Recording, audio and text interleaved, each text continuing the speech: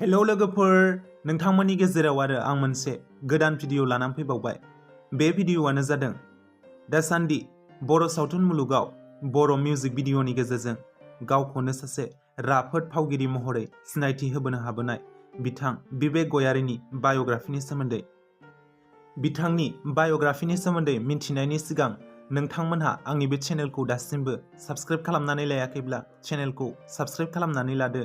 लोगोसेनो सेरावनो थानाय नटिफिकेशननि बेल आइकनखौबो अलाव थुनानै होदो, जाहाथे आङो बेफोरबायदिनो गोदान गोदान भिडिअसफोरनि आपडेट्स होयोब्ला नोंथांनिसिम नटिफिकेशना गोख्रैनो सौहैयो। फैदो दानिया बिथांनि बाय'ग्राफिनि सोमोन्दै मिन्थिनानै लादोनि। बिथांनि गुबै मुङानो जादों बिबेक गयारी आरो बिथाङा दा जाखांफुनाय बर' सावथुन मुलुगनि सासे राफोद महरगिरि। बिथांनि जोनोमा जादोंमोन 5 अक्ट'बर 1998 मायथाइयाव, अब्ला बिथांनि बैसोआ दा 23 बोसोर। बिथांनि जोनोम जायगाया जादोंमोन बाक्सा डिस्ट्रिक्टनि सिङाव थानाय थेबारमुर होननाय जायगायाव, नाथाय दा बिथाङा गुवाहाटी नोगोराव थायो। आरो बिथांनि क्वालिफिकेशना जादों BSc ग्रेजुवेट। बिथांनि हबि एबा हुदायानो जादों मोसानाय आरो बिथांनि फेभरेट ओंख्रिया जादों मैथा आरो अमा। आरो बिथाङा सा लोंनायनिख्रुइ कफि लोंनो साबसिन मोनो होननानैबो फोरमायदों। आरो बिथांनि हाइट एबा जौथाया जादों 5 feet 7 inches। आरो बिथांनि सिख्ला फेन्सफोरनि थाखाय मोनसे गोजोनथाव खौरां, बिथाङा दा सिंगोलैनो दंथ'यो।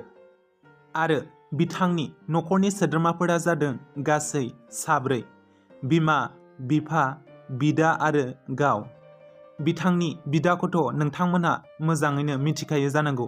बिथांनि बिदानि मुङानो जादों अरुप गयारी आरो बिथाङा सासे बर' सावथुन मुलुगनि मोजांथार DOP एबा सावगारि सेबखांगिरि।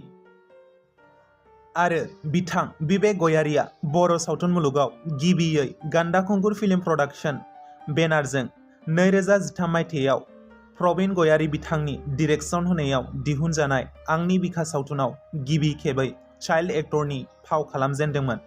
आरो मख'नो गोनांदि बे सावथुनावनो बर' सावथुन मुलुगनिनो मुंदांखा फावखुंगुर अलंबार गयारी आरो मुंदांखा फावखुंग्रि जुहि नार्जारी बिथांमोनाबो गिबियै फाव खालामजेनदोंमोन।